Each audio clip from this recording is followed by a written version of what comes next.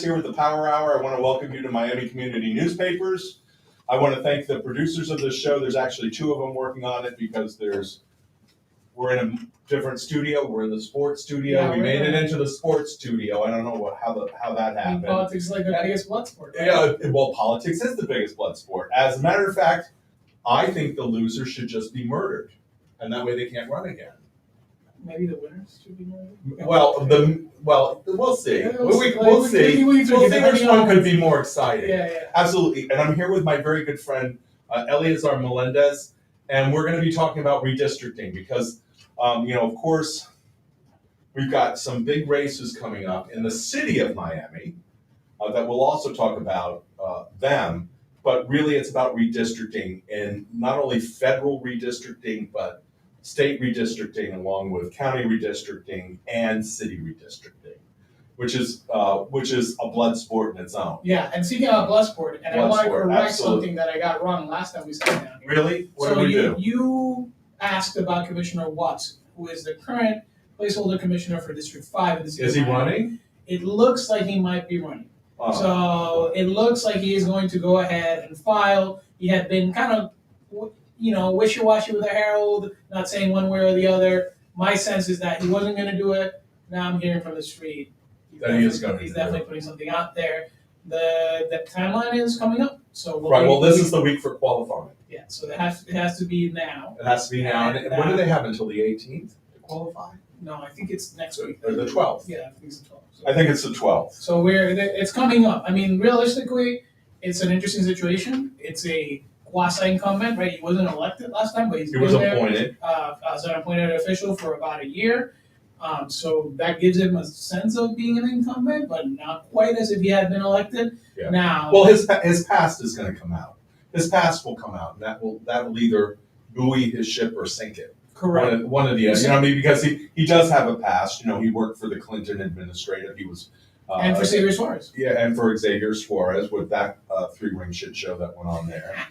And he worked for Xavier, and Xavier got thrown out of office. So no, that was he worked on the term before he got thrown out. Okay, well, yeah, but whatever. And then he went on to the Clinton administration, and then he got listen, you look him up, you can find out all the dirt you want on him. If it comes up in conversation, I'll bring it up, but.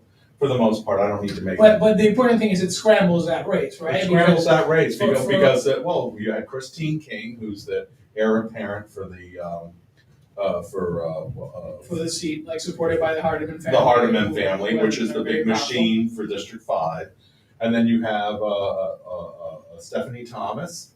We have Zebo, or what's the guy's name? You have Francois Alexandre. Yes, but what's the name that they use?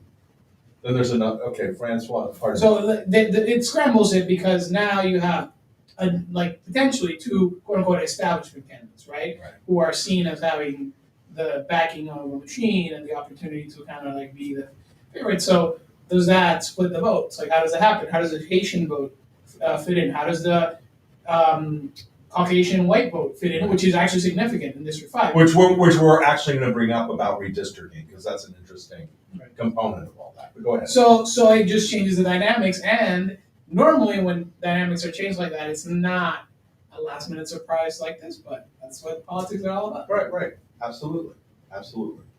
But let's name them all off. Who else is running in that seat?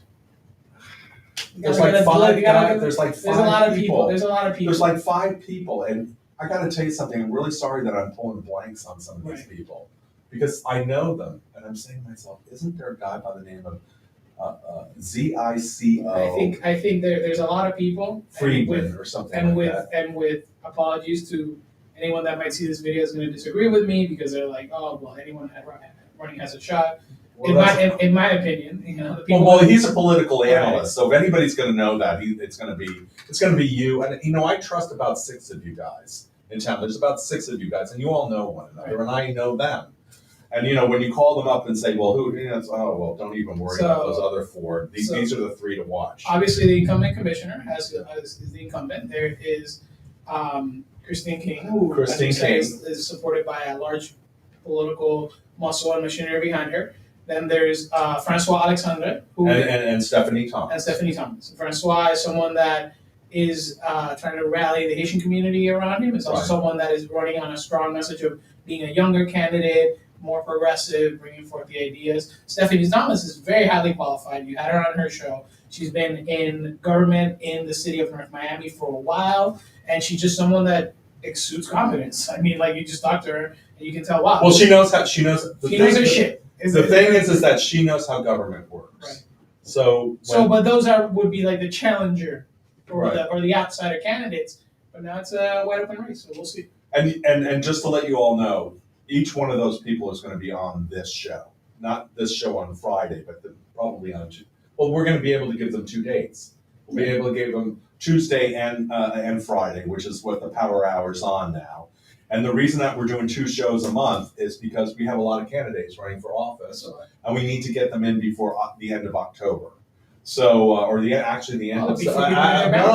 before the end of September. So we have literally only about 2 or 3 weeks to do this. Everyone is voting by mail now, something like 60% of the election Right. turnout is going to be by mail, and half of those people mail their ballot in the first weekend that they get them in early October. Right. So the election is kind of over by mid-October. All right, great. All right, so redistricting. you wanted to talk about redistricting. So where do you want to start? At the Let's start at state? the federal level. Federal the level? real dirty, nasty Yeah, the federal level. Like, So yeah, way that Washington. Washington destroys this country with every which way. So, as we all know, partisan gerrymandering is a huge issue, and for the most part, for the past say 15 years, when it's become more and more of an issue, the dynamic has been that the Republicans have done it more than not. The Democrats have been against it. The Republicans have opposed efforts to have non-elected officials run the process. Right. The Democrats have pushed for like nonpartisan, Right. And people from people from both parties doing it, not just one party handling it. Right, exactly, but not bipartisan or nonpartisan, Right. neutral, expert analysis, as well as in some cases, including in the state of Florida, going all the way to the courts and saying there is an issue with gerrymandering that affects the ability to represent the citizens and therefore is against the Constitution. And the courts, in one significant case with the Senate maps, saying you're right, and then the courts drawing the map, which is a whole other thing. But that's happened in other states as well. Right. Now, the reason why it's been this way is essentially because the Democrats got creamed in the 2010 election. You'll remember that Obama got on TV and say, we got a shellacking. That was the apex of the Tea Party. That was when everyone who couldn't believe that Obama had won was energized to be against him. And they came out and they voted, and I think they flipped like 45 or 50 seats in the House. It was significant. And they didn't just do it in the U.S. Congress, but they did it at every level legislatively down the line. And that meant that they controlled who redrew the maps in a lot of states than they had before. And they used that power extremely aggressively. Right. States like Florida, they've already did that in the 2000 cycle, and to a degree in the prior cycle, but they really went all in 2010. Well, that's why Bush, as governor, that was when that happened here in Florida. Right, the 2000 cycle, right? The 2000 cycle. So that's been the dynamic so far. Now, what's that cost is that we have very gerrymandered districts, generally in like 99% of the situations, helping the Republicans overperform for their actual, turnout in the states. The way that the voters arrange themselves just naturally or demographically or based on the party also helps, because what happens is most Democratic voters tend to be in cities and urban core centers, and the suburbs, exurbs, and farmland tend to be more Republican. So when you're drawing a map, if you have areas that are less dense but bigger, it's a lot easier to mess around with that and then just kind of cut the cities in many pieces. Which is why you'll see cities that a few years ago, a generation ago, had two people, two Congress people that represented the city. The entire city. Now cities are cut in 12, 15, 14 congressional districts. And you can also see that here with county politics in the city of Miami. There are now 4 county commissioners that have a piece of the city of Miami. Right. And so you have to go to 4 different county commissioners. And all of them have something to say about how the city does stuff. Right. And the thing about it is that they shouldn't have anything to say about what the city does. In many Well, respects. they do represent those constituents. Well, but should they? That's a different conversation. But should they? And I think that, But should they? that conversation has to do with the fact that so much of Miami-Dade County is not incorporated. Well, and Broward County did away with that. Right. Broward County said everything had to be incorporated. That's when I was living up there. So that was in the 90s. They did that. They said no more of this unincorporated crap. Everybody has to become part of the city. Choose which one you're going to become part of. Correct. So that But actually, they also limited how many cities there could be. that changes the job of the county commissioners, Absolutely. right? Because Really they're roads and sewers. no, that's the city commissioners. No county. The Counties, roads and sewers. the city is the roads. The county does have the sewer system, but it's more important to think about it this way. When you are a county commissioner in like Raquel Regalado, same as far as before, where 85-90% of the district is incorporated, you're not dealing with the cops. Right. That's not your responsibility. You're not dealing with the fire department. That's not your responsibility. You're not dealing with trash. Parks. Parks. Yeah, like a lot of things that are parks, local infrastructure, right? So you can focus on kind of the big ticket items that would be a county commissioner's for the airport, Seaport, the seaport, the trains, and all the other water infrastructure, water the things and that sewer are big infrastructure. But they're also in But- charge of a lot of But streets. when you're Pepe Diaz and 85-90% of your district is unincorporated, guess what? He's You're dealing getting with- constituents that's right. on your office that are saying, someone threw a goat in my front yard and I want the county to deal with that. Right.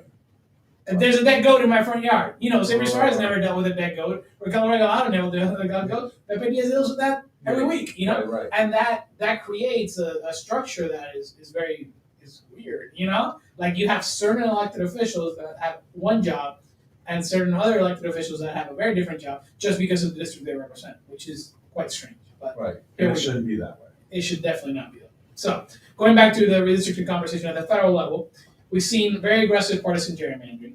Now the census is coming down. The fact that the census is late because of the wonderful job that the Trump administration did about everything, including the one thing that is in the Constitution that they had to do on time and they didn't do on time, which is running a U.S. census. Right. And then they cut it short.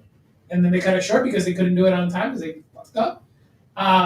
It's late, the numbers are late, and therefore a lot of the redistricting that should have happened already will not. So for example, it is very likely that the Florida legislature will not do redistricting this year because They their won't numbers have the are gonna be- numbers. are They gonna won't be have the late. numbers in to do And it. therefore, people that are going to get elected for the next cycle are not going to have that redistricting. So it's interesting. Not to mention the local elections would happen in off years. So let's start with that. The process already starts on off key because of the wonderful Trump administration. Now, on top of that, there's the issue of okay, we expect the Republicans to gerrymander because for the past 10 years, that the Republican Party has gone from no, we're not gerrymandering, or oh, we should have the right to do things that way, or like it's a local control issue, to just straight up like we got the power to do what we want. Right.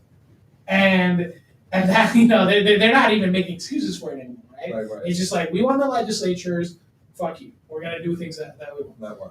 The response for the Democrats up until now has always been no, we should. It should. It should It's be not nonpartisan. fair. It should be. Blah, It blah, blah, blah. And it's funny because I heard some Rick Sanchez or something like that actually said the same thing. Right. While the Democrats are over there going, everything should be fair. The Republicans are saying, but we want to win. So that's been the problem for most of the past 10 years. Now we're actually facing the issue. And what's happened over the past 2-3 weeks is that in policy circles that are influential in national democratic policies, people have started to float the ideas we don't need to be fair. Yeah, we'll be hypocrites because we've been saying that this should be nonpartisan and all that. Right. But if the Republicans are going to cheat, so should we. No. So that's a very interesting dynamic. Now, what's it actually going to look like? There's 4 states where the Republicans are definitely going to play hard. Right. That's Georgia, Texas, North Carolina, and Florida. Yeah, because they're all purple states. They're all purple states.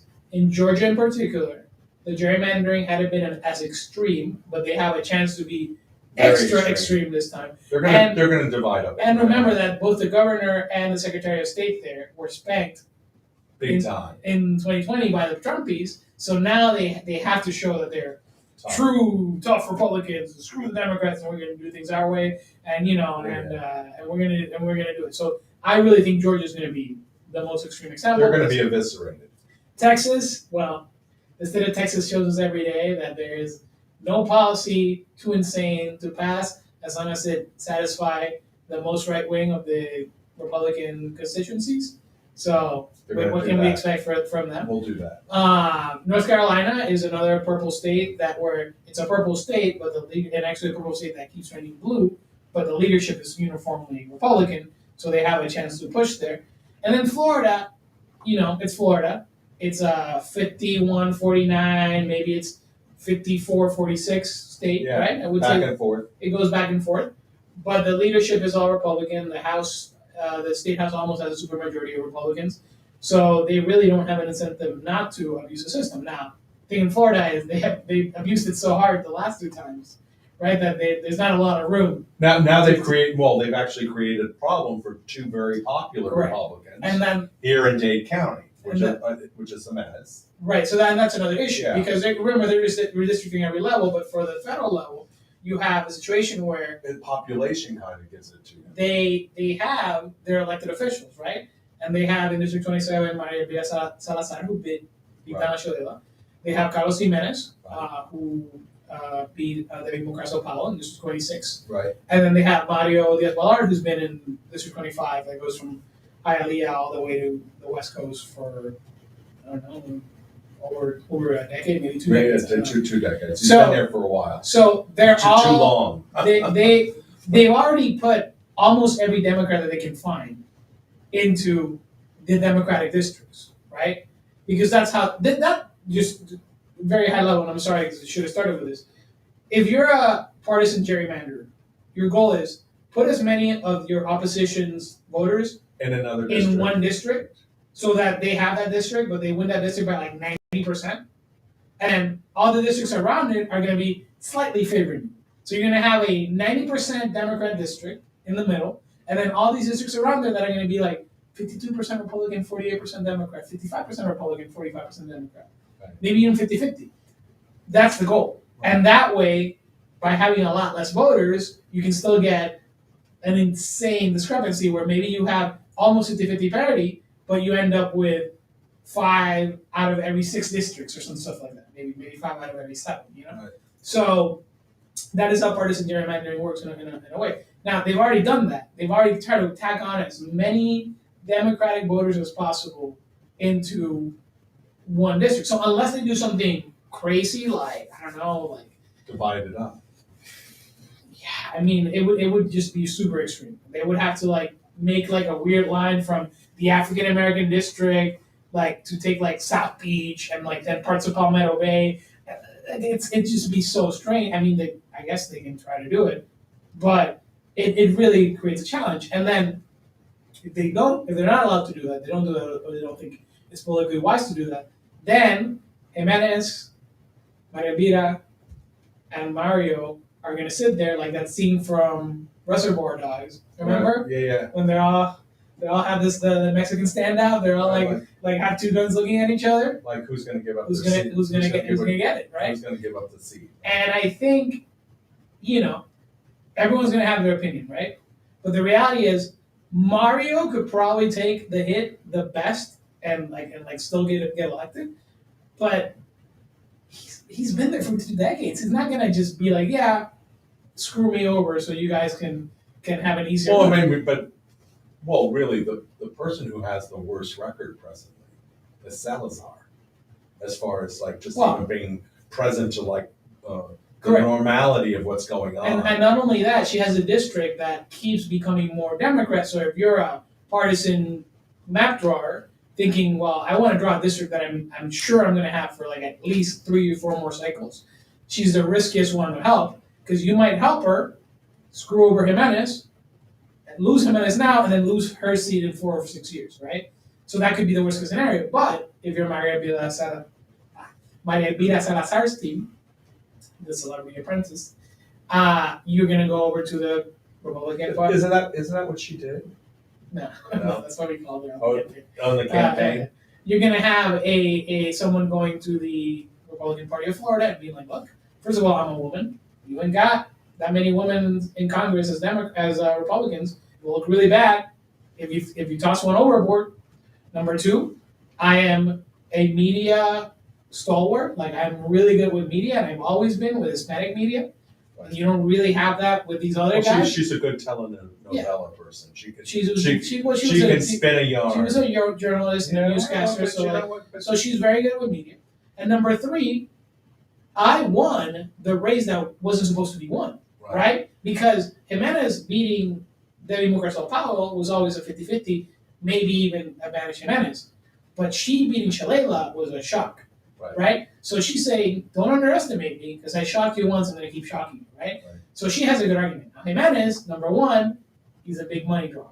He raises money for the Republicans, and that means a lot in politics, as you know. So he's going to say, I bring the cash. For my Cubano audience, yo soy que reparte bacalao.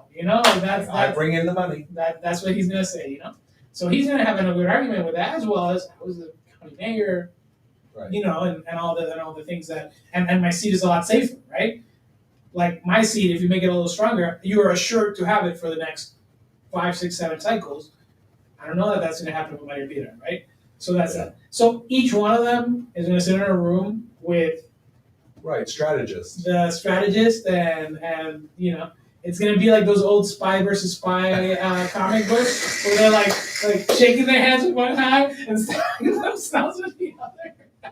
Perfect. So that'll be pretty interesting. So that is, I don't know, that's basically federal. I mean, federal is so sorry, because I talked about the Republicans a lot. But here's the revenge of the nerds, what the Democrats can do. In the last 2 or 3 weeks, I'm getting comfortable now. People that are strong in policy circles at the national Democratic level have been putting this idea, well, we should cheat too. Right. And how do you do that? New York. And the new governor of New York, who replaced Andrew Cuomo, good riddance, has been saying, I'm willing to do it if you are. They have a nonpartisan commission, but at the end of the day, the governor and the legislature can say, yeah, we're going to ignore your recommendations. So they've indicated that they might do that. California has a similar situation. Well, and that's a sticky wicket too. That whole thing in California, because it seems very unfair. The thing about it is that I'm not much of a recall person. Yeah. I figure that if they're that horrible, they'll get voted out the next cycle. And I just figured, I believe in recalls, just not this recall. or even with Carollo, I didn't never understood that because it just never went anywhere. Yeah, well, there was a legal wrangling that failed in that. Well, it still hasn't been settled. Yeah.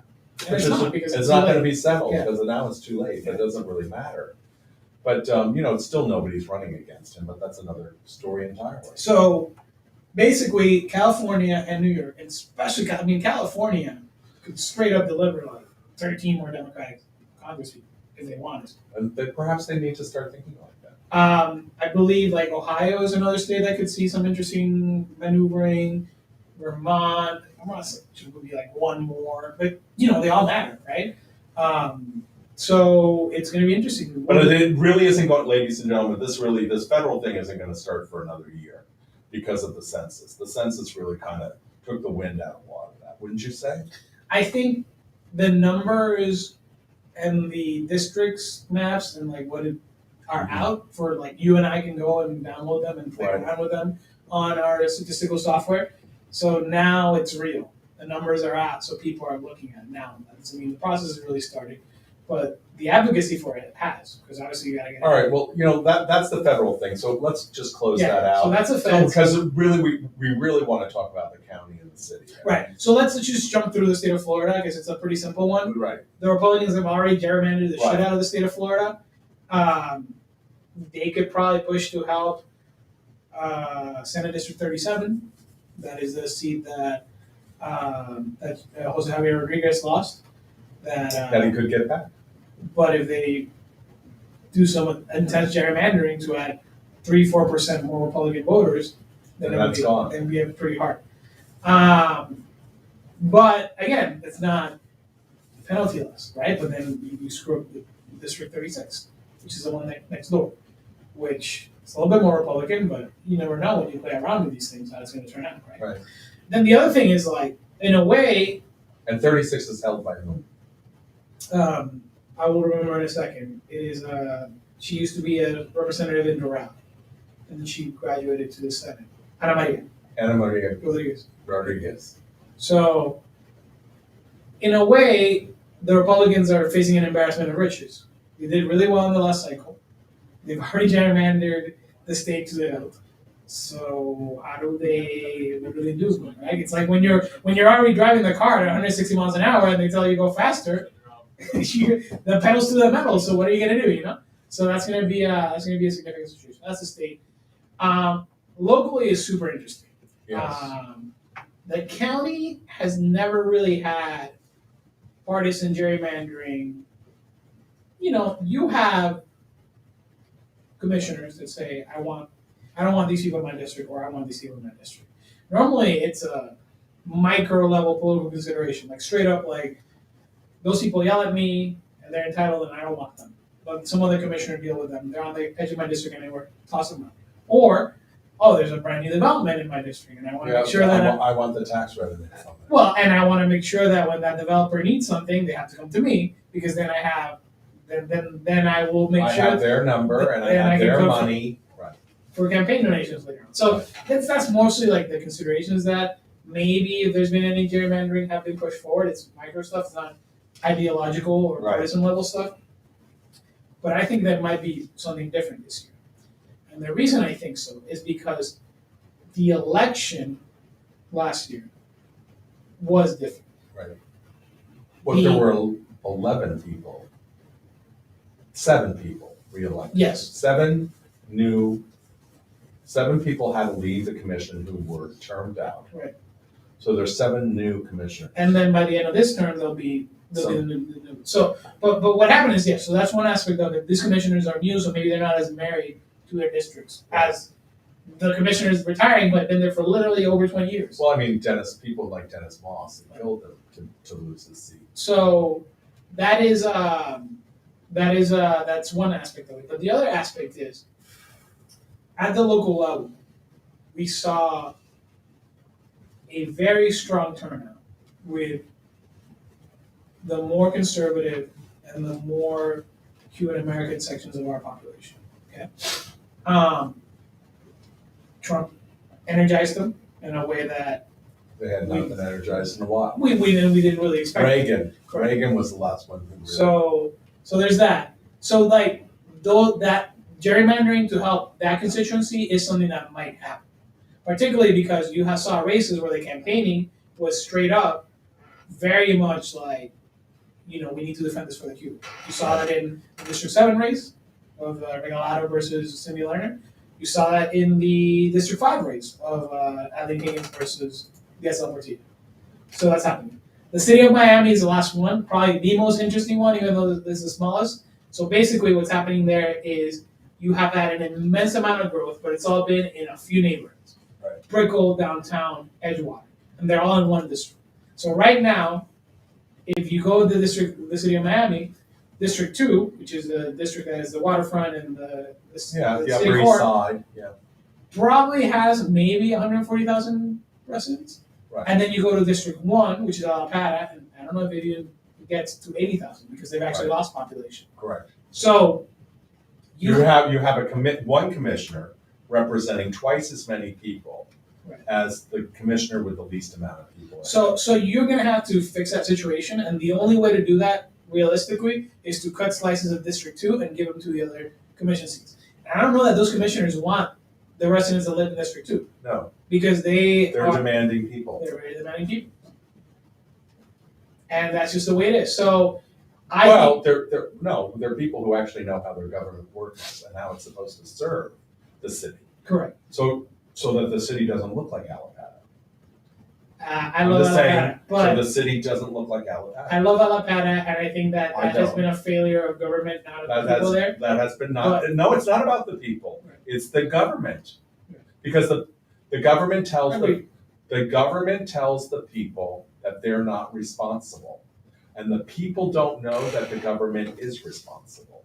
So there's a difference. When you grew up the way I grew up in Coral Ridge and Fort Lauderdale, knowing that the city is supposed to keep a city looking a certain way. Right. And then I moved to the Upper East Side, and I have people who work for the city tell me, we don't do that. And you say, well, you're paid to do that. That's your job to do that. Like why none of the parks in the city of Miami are irrigated.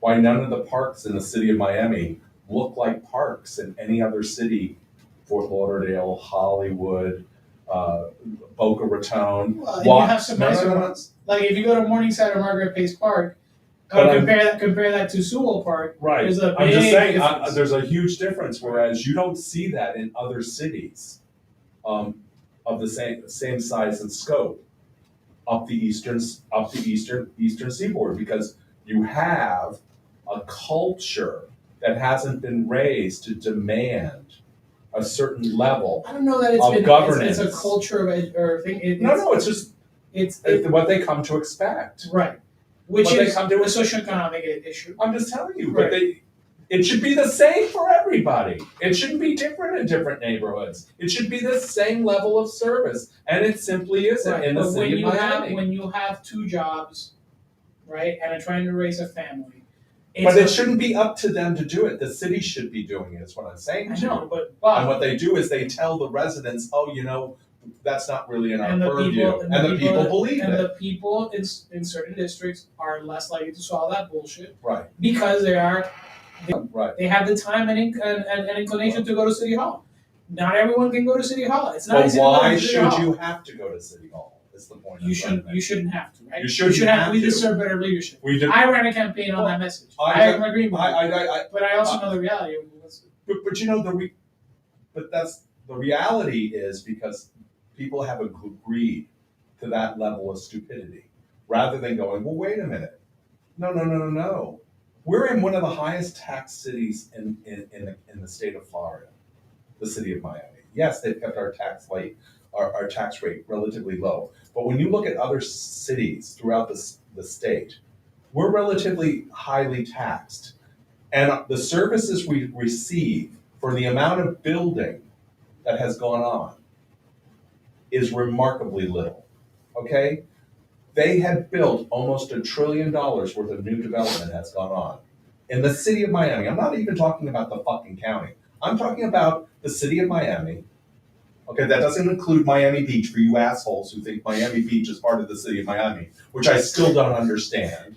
I just still don't understand. No, there's the city of Miami, Miami Beach, North Miami Beach, and all the rest of these fucking towns that have nothing to do with the city of Miami, okay? Including. But is that what Dexter Morgan shows? But I'm just saying to you, like fucking find out what town you live in and like really understand what it is, because most people put the city of Miami. That's not the city of Miami. That's called Miami Shores, and they have their own government. So at any rate, but the city of Miami itself has done $1 trillion worth of building. Trillion, with a T, not a billion, a trillion. They have built buildings that cost $1 billion to build. And what has the city done with the money that it has received in impact fees for the citizens of the city of Miami? Now they're putting zero in the next budget. They're putting 10 building inspectors dedicated to building safety matters, because you know how many they had before? None. One. For the entire city. One. So here you are. Here all you people are driving through the city of Miami, leaving downtown, going over the Miami River on 2nd Avenue or Miami Avenue into a flooded road, and right up the street they just spent about $12 billion building new buildings down there, and yet there's a flood at the base of the bridge because nobody bothered to put in new storm drains. So this is the kind of culture that has been created in the city of Miami, and this is the reason why I personally think that we need 7 commissioners. So that's we need to break it down. That's the the segue about all of this insanity that I just talked about, is because you have commissioners that live in suburbia, that know nothing about the downtown section of the city, who are running that downtown section of the city like they think they know something, and they don't know what's going on. The other thing is that we also need better people hired in the leadership positions within the city's government itself, that have nothing to do with elected officials, Right. but just with better governance or better public, I forget what you would call that, public officials, for lack of a better word. Like, because this is ridiculous. You know, they literally built a whole new skyline within the last 20 years. It's just a wall of buildings. You can't, when you're out on the ocean and you're looking at it, it is literally a wall of buildings. You can't even identify the building. You can't. There's like 3 of them that stand out. The rest of them just look like a wall of buildings. So I agree with you. I think we need, and I think it'll be in the interest of even the current elected officials, Right. to have more districts. Now, a lot of people are going to say, Oh, this is going to cost more money. Government? No. More politicians? No, fuck them. But the reality is, you're not being represented. You have, otherwise you would have each elected commissioner represent over 100,000 people, close to 100,000 people. And more, because it'll keep growing. Well, it's 500. There's 532,000 people that live in the city of Miami, and you have 5 commissioners. I think we just missed that by the census. Whatever. I mean, but I'm just letting you know. Those 5 commissioners do not represent 100,000 people. I think 3 of them represent the 70,000 range. Right. So, but even if they did everything perfect right. square, it's still a lot to represent 100,000 people. Absolutely. As a part-time commissioner. But you know what? Even through the federal government, though, our senators, our Congress is supposed to only represent about 50,000 people. I mean, it doesn't do that. I mean, it doesn't do that. There are congressional districts that they represent 500,000. It's, you know, and then it's over half. Actually, the average is over 500,000. 500,000, and that's, and by the way, when people throw that whole thing at you about the Constitution, constitutionally they're only supposed to be serving about 58,000 people. That's in the Constitution. That's written in the Constitution. And somewhere along the line, they just stopped creating Congress districts, congressional districts. You know, by population, because you're supposed to be represented by population. So, you know, you can have congressional districts in Montana that represent like 12,000 people. And that guy has the same vote as somebody who's representing half the. Because if we still had it at 58, we'd have like 6,000 Congress people. Can you imagine that? How fun would that be? Well, but maybe you get more done. You definitely have someone, and you would also have different parties. You would have someone that would be much more dedicated to their 58,000 people. I'm just saying. I mean, maybe you would get no. The amount of people want to like make it about the amount of people, and I'm not going to buy that horse shit, because the bottom line is like colleges and all the rest of that have that amount of people. By the way, the New Hampshire state legislature, it's like 2,000 people. Right.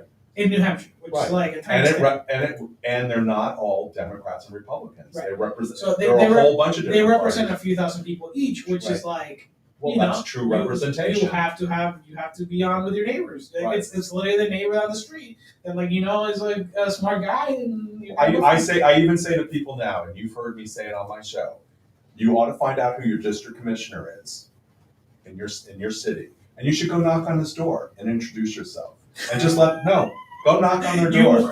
This is a recipe to get arrested. No, go be knock careful on your door. If you follow. Go knock on your door. Go knock on his door. Introduce yourself, and just like let him know that you're watching him. Because I got news for you. He's more likely. You know, the whole reason that they act the way that they do today is because of the anonymity that they think they have, and they shouldn't have the anonymity that they have. They honestly shouldn't.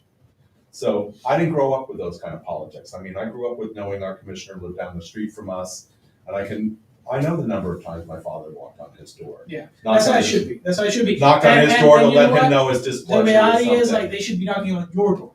But they don't.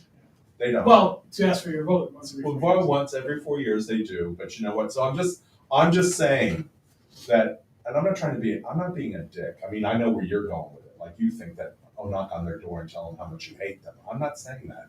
Knock on their door and just let them know that people will, though. But they should. Especially the people listening to this show. Absolutely, you should. Bob told me to come tell you you're Well, an asshole. well, I didn't say that. I haven't called any commissioner an asshole. I mean, and if I want to call a commissioner an asshole, I'll do it right to his face. I don't need any help from any of you looking bad. I do a fine job all on my own.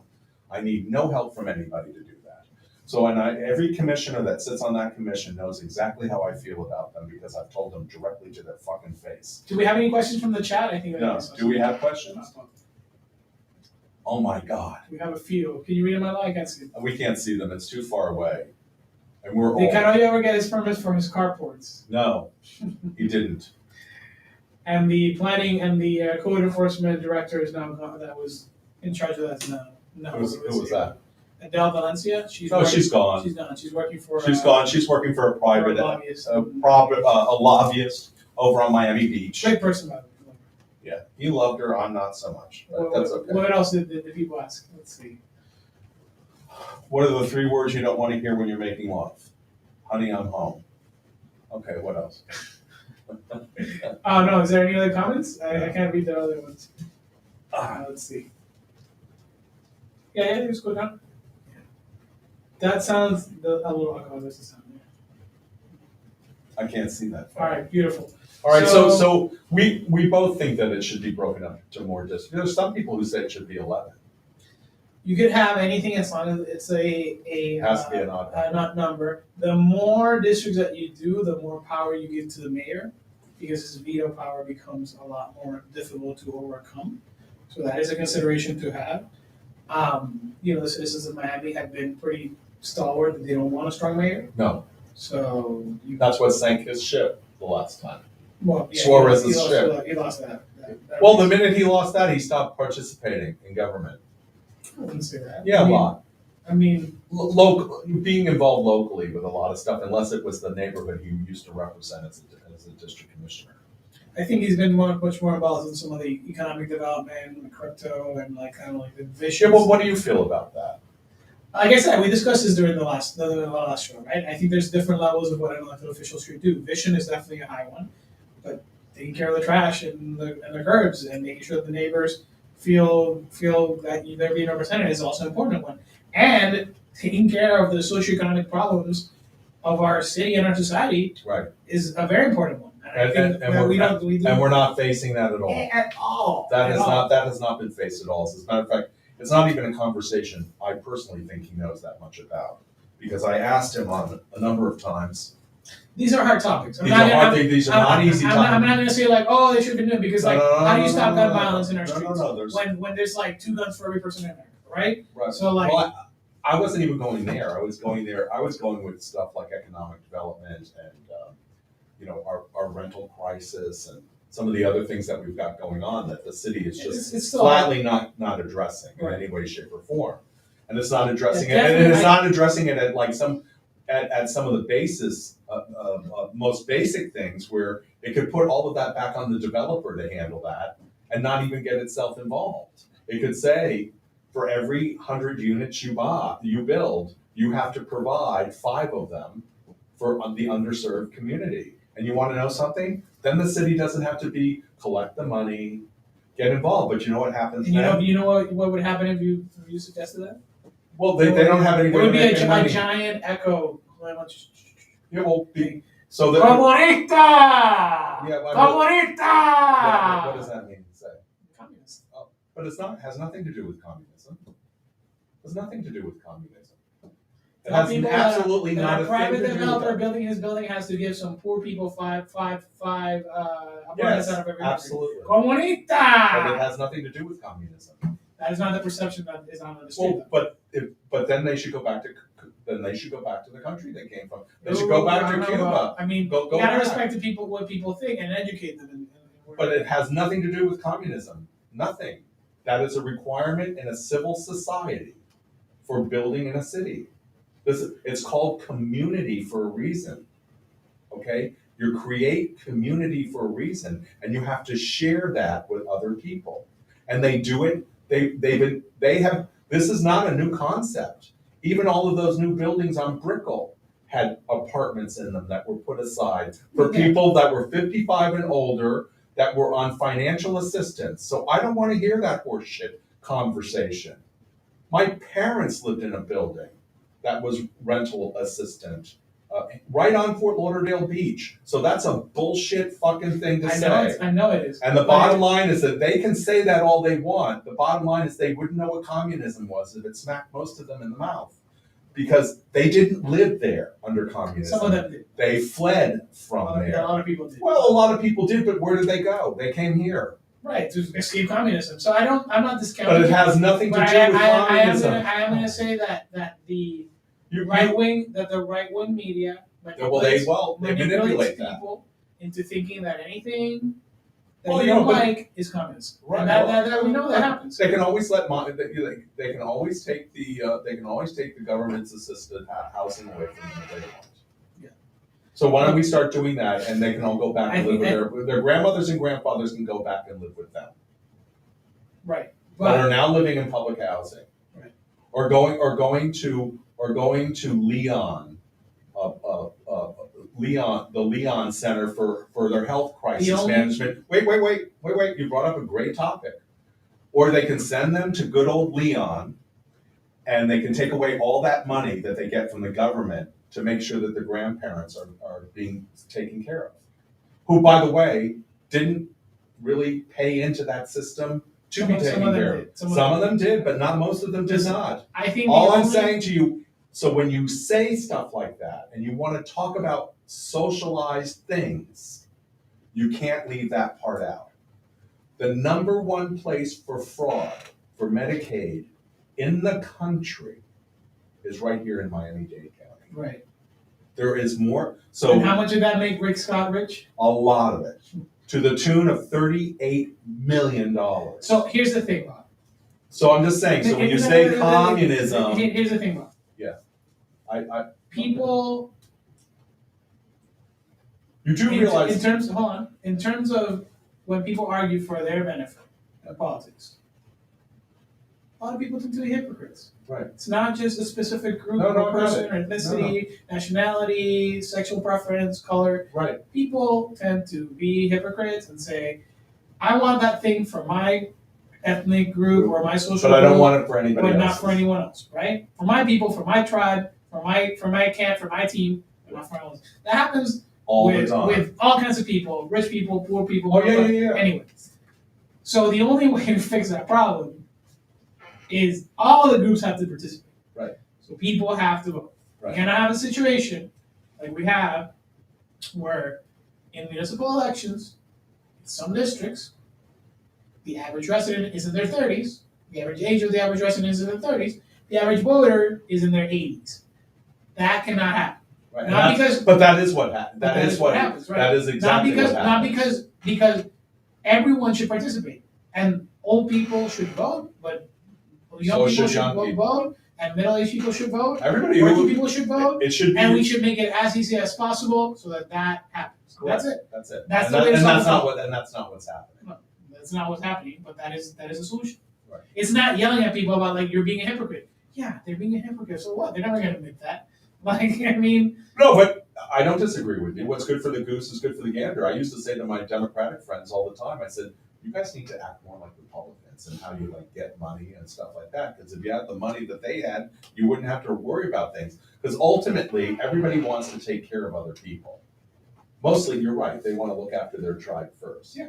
My tribe first, and then if there's some left over, we'll give it to the next tribe. But the thing about it is they're nice. If they're nice. If they're not, it's like my first and second and third. And right. Screw your tribe. Right, screw your tribe. And build the wall so their tribe can't come in. So their tribe can't come here, even though they pick all our fruit. So, fruits and vegetables. It's funny. Even though they feed us. It's incredible. I mean, they've got a shortage right now. They've got a shortage in South Texas right now of people who can pick fruit. Really? The vegetables, yeah, they can. Listen, right now, I think they'll be 20, 30 years from now. When we're telling people about the times that we lived in, it'll be difficult to explain things like Trump for sure. Yeah. But other things, how did we have people leading our government who are literally checking the demographic tables every morning to see if white people are keeping up? That's a lot of the leadership in this country. It's just straight up eugenicist, going back to the 1930s. Right. How did we get here? Yeah, So how did we're in we? a scary place, for We sure. are. At any rate, we're gonna bring our conversations to a close because it's that time. Um, do you have anything that you wanna ask us while we're on the air? Yeah, Mr. and any other comments from Any the other, audience? how about you, Mr. Producer? Do you have a question for us? We've got a young man here running this show. This is the studio has going on me. Yes. I would like to have a table. A little bit more. We don't To like make looking sure at that we our have- legs because I move mine around a lot. I'm always moving. Good thing I didn't wear my special socks. 'Cause I that's know. I mean, strange. I'm surprised, and I'm really glad I wore pants. Right. I would have been He normally majorly just embarrassed. does it with no. I just do it with underwear on. So generally, I'm just sitting Very on a uncomfortable desk. for everyone in the It's very studio, but I uncomfortable wanna- and all the rest of that. But at any rate, any other questions? Do you think the South Florida area is going to continue tilting red like it did in the last election compared to in 2016, or do you think it's going to switch back to blue? I Good mean, question. That's a good question. I'll answer it this way. My instinct would be that it would swing back to being a little bit more blue. But then again, no one expected it to tilt so hard red. So it's like, what do I know, right? So I'm sorry for the cop out. And in districts, by the way, who had Democratic leadership for a long time. It wasn't like that they were one time through. They had been Democratic districts for quite some time. But At also- least for 2 to 3 election cycles, at least. So at any rate, but we're going to be back next Tuesday, and we're going to have a 2-hour period of time. We'll start at 1, and we'll go 1 to 2, and then 2 to 3.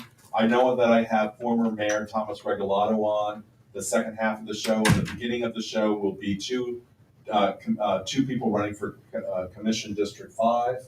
I'll have at least 2 people on for that district, so I hope to see you, and then we'll have another 2 on Friday, Friday of next week. So we'll at least get District 5 knocked out of the way. And I don't know if Eleazar will be joining me or not. We'll see how that all goes. Ladies and gentlemen, thank you very much for joining us on Miami Community Newspapers, the Power Hour with Bob Powers and Eleazar Melendez. And thank you to my producer. Thank you. Good job.